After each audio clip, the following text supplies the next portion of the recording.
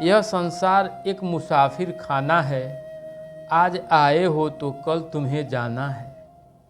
संभल जाओ समय है अभी, चेतन हो चेत लो प्यारे, वरना लख 84 में फिरोगे तुम मारे मारे। वेदना दुख की सह सह के पछताओगे, इबादत कर लो वरना वक्त निकल जाएगा, फिर क्या पाओगे। इबादत करना जरूरी है, परम तत्व परमात्मा की प्राप्ति करना जरूरी है। जब तक परम तत्व की परमात्मा की प्राप्ति नहीं होती तब तक इस संसार में आना और जाना लगा है।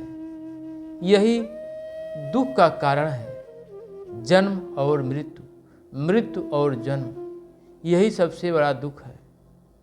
इससे छुटकारा पाने के लिए, इससे बचने के लिए परम तत्व की प्राप्ति करना बहुत ही आवश्यक है। लख 84 में जो जीव चराचर, चार खान, अंडज, पिंडज, उखमज और अस्थावर में समस्त जीव जगत चराचर पड़ा हुआ है, दुख को भोग रहा है। इससे बाहर निकलने के लिए एक मानव शरीर ही है, जिस मानव शरीर से परम तत्व की प्राप्ति किया जा सकता है।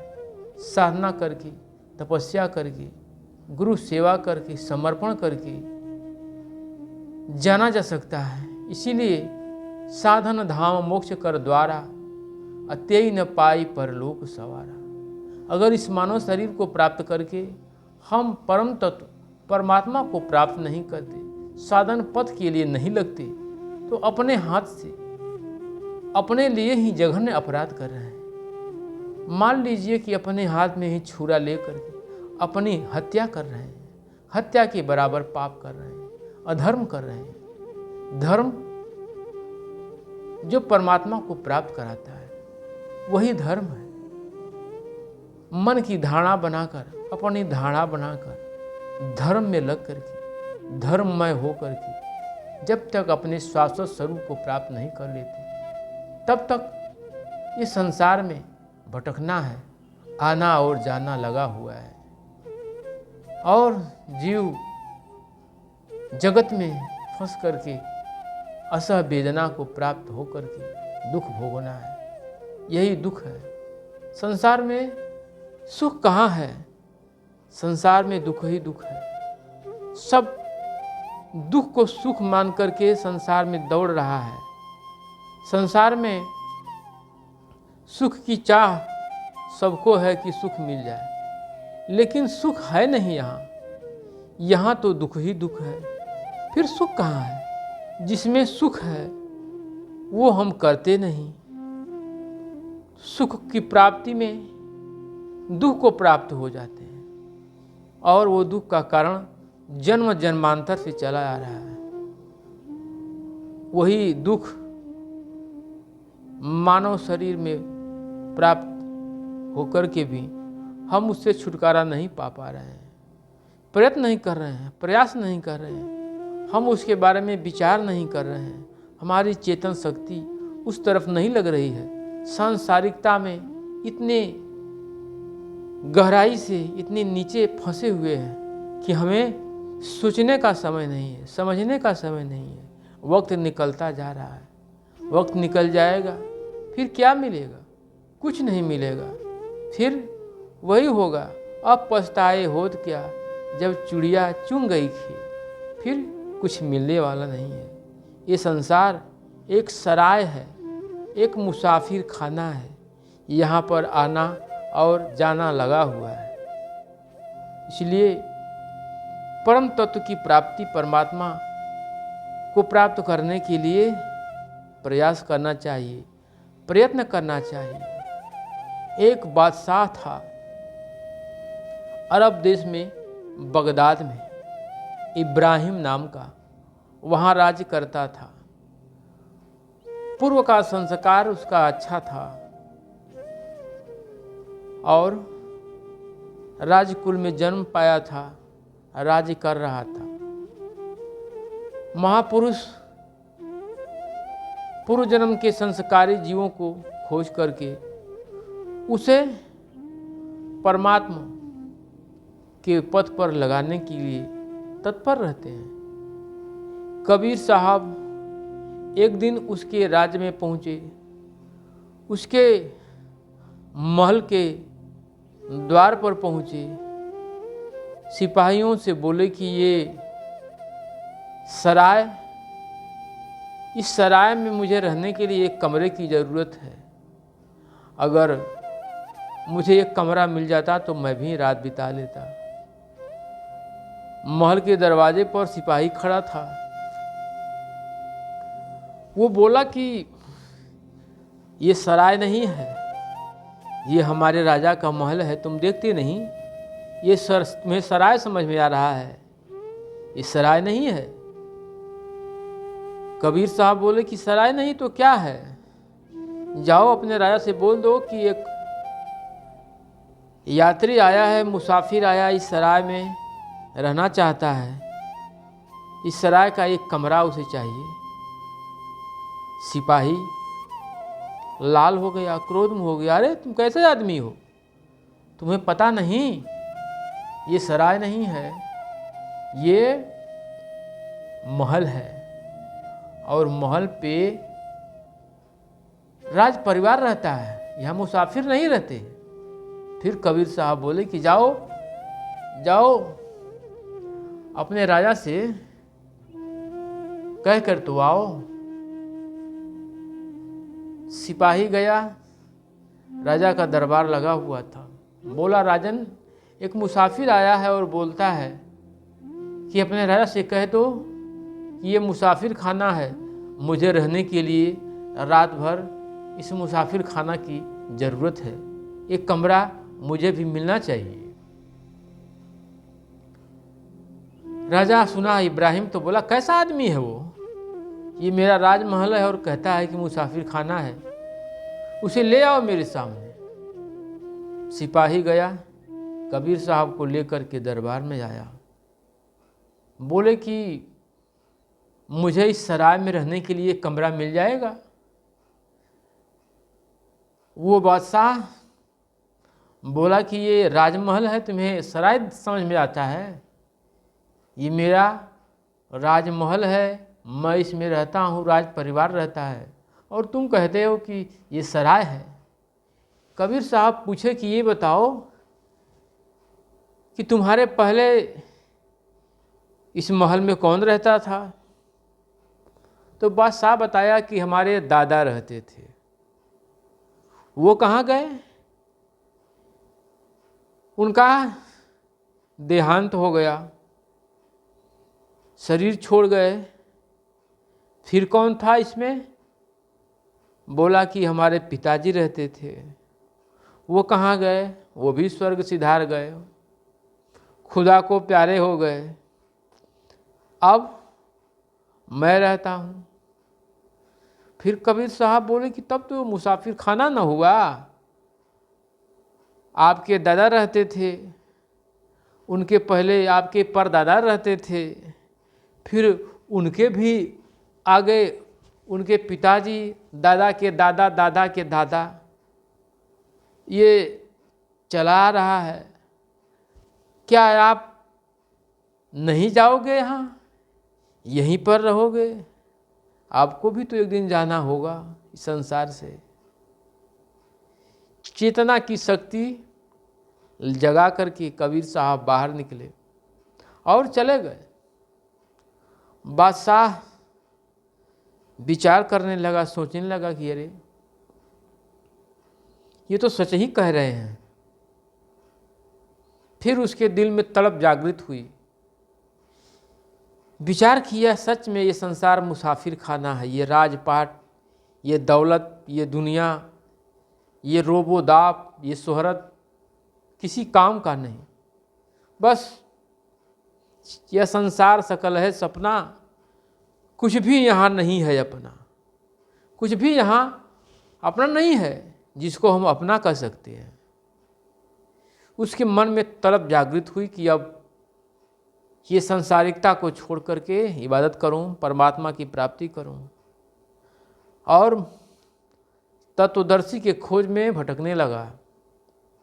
बहुत दूर दूर खोजा, खोजते खोजते काशी में पहुंचा।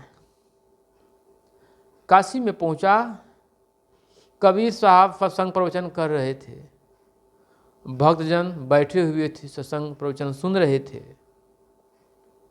उसी बीच इब्राहिम भी आया, दंडवत किया और बोला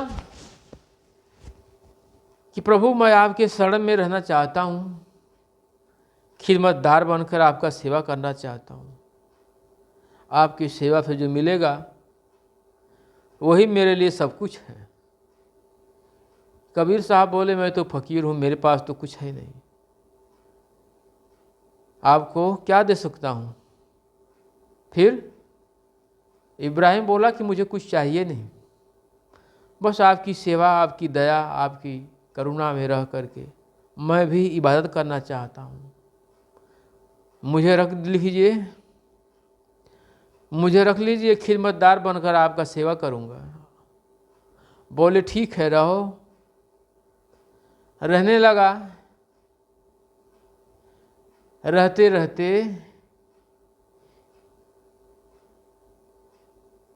6 वर्ष का समय बीत गया। आश्रम में सेवा करने का अवसर मिला उसे झाड़ू लगाने का काम दिया गया।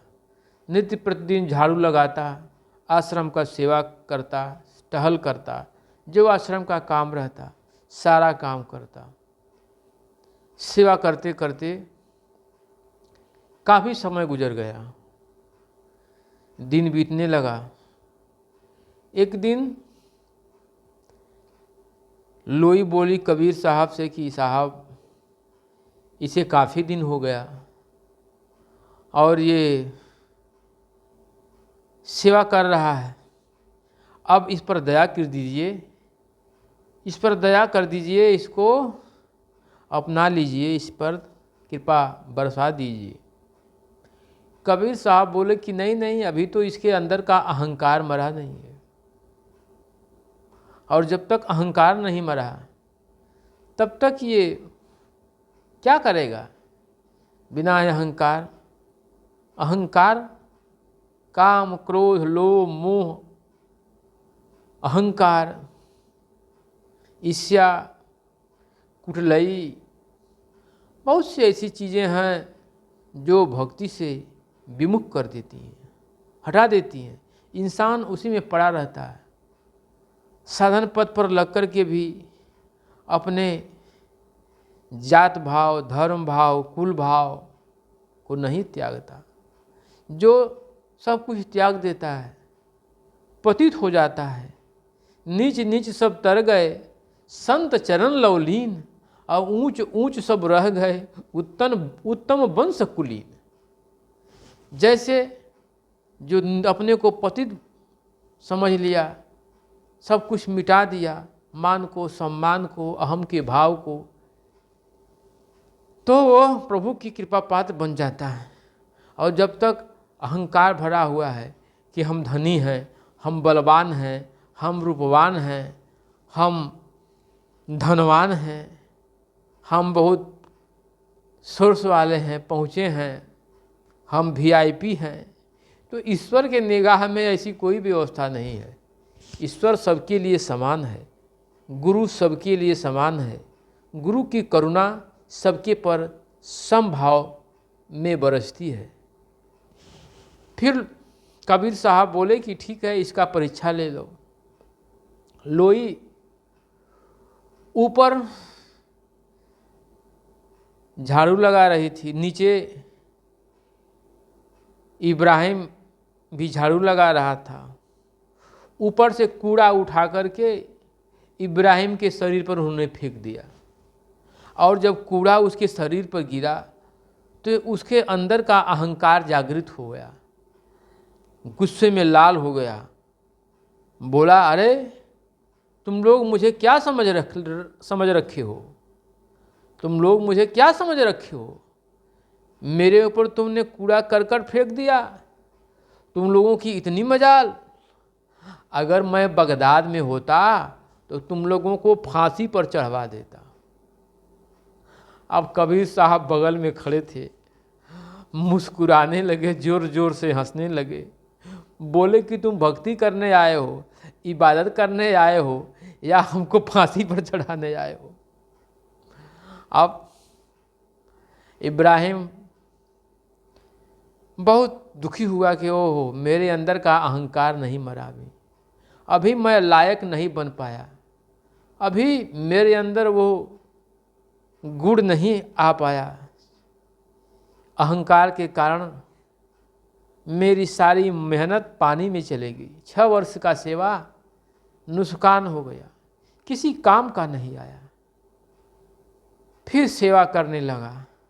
अब उसका हृदय करुणा से भर गया।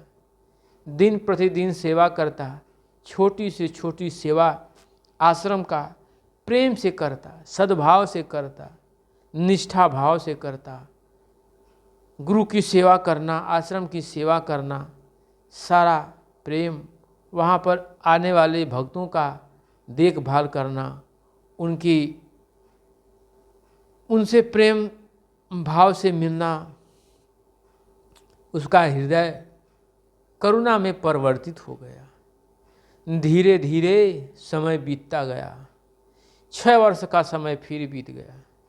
फिर लोई कबीर साहब से बोली कि अरे साहब, अब तो फिर इस पर दया कर दीजिए, करुणा कर दीजिए, हे करुणा निधान। बोले कि ठीक है, फिर इसका परीक्षा ले लो, देखो इसका अहंकार मरा है कि नहीं मरा है, क्या कहता है। फिर लोई ऊपर चूल की पुताई कर रही थी मिट्टी से। पहले के ज़माने में मिट्टी का चूल्हा रहता था और उसे मिट्टी के घड़े में पानी और मिट्टी का घोल बनाकर उसी में कपड़े से उसकी पुताई की जाती थी।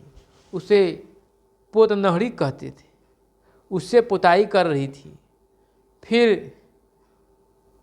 फिर इब्राहिम नीचे झाड़ू लगा रहा था और उसी पोतनहड़ी का पानी लोई जी उसके शरीर पर गिरा दी। पूरे शरीर पर पानी गिर गया, मिट्टी वाला, मिट्टी पूरा शरीर पर हो गया। ऊपर देखा, हाथ जोड़कर खड़ा हो गया कि धन्य है, मैं तो इस पोतनहड़ी के पानी से भी नीच हूँ, अधम हूँ, कि आज तक पात्र नहीं बन पाया, आपके हाथ तक नहीं पहुँच पाया। मैं तो अधम हूँ, नीच हूँ, इसलिए तो अपात्र हूँ, आज तक मेरे पर दया नहीं हो पाई, करुणा निधान का कृपा नहीं हो पाया। ये पोतनहड़ी का पानी धन्य है जो आप तक पहुँच पाई, आपके हाथ तक पहुँच पाई।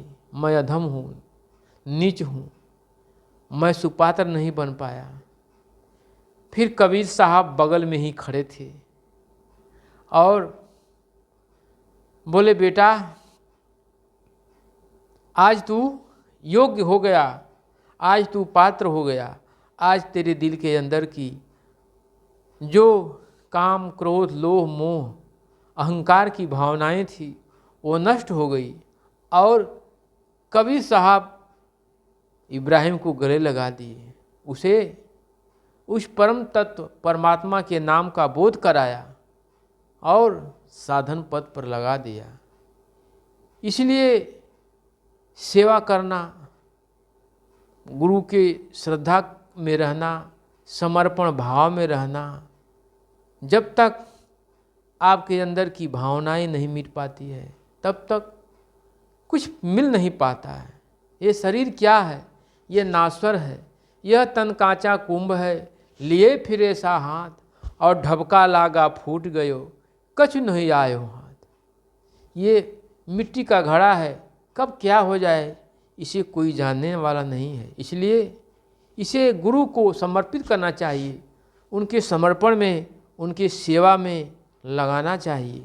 यह तन विष की बेलरी गुरु रतन के खान, और शीश दिए पर गुरु मिले तो भी सस्ता जान। क्योंकि ये शरीर विष की बेलरी है, विषय की बेलरी है, विषयों से भरी हुई है। ये आज नहीं तो कल इसे नष्ट होना है, और फिर नष्ट हो जाने के बाद किसी काम का नहीं है कि किसी काम में आ जाए। इसीलिए मरना तो एक दिन है, सबको बार बार मरना और जन्म लेना है। हम कितने बार मर चुके हैं, कितने बार जन्म ले चुके हैं, ये जानना कठिन है। इसे जानने वाला कोई तत्वदर्शी महापुरुष ही है, जो इसे जानता है, समझता है और तत्व का बोध कराता है। इसलिए इस शरीर को मरना तो है, एक बार गुरु के लिए मर के देखें, उनके श्रद्धा में, उनके सेवा में, उनके भाव में समर्पण करके देखें इस शरीर को, इस काया को। क्योंकि ये काया नाश्वर है और गुरु को समर्पित कर देते हैं, गुरु की सेवा में लगा देते हैं, तो ये जीवन सार्थक हो जाता है, परमात्मा की प्राप्ति हो जाती है और उससे जीवन धन्य हो जाता है। इसलिए गुरु की सेवा में, गुरु के सानिध्य में रहना बहुत ज़रूरी है।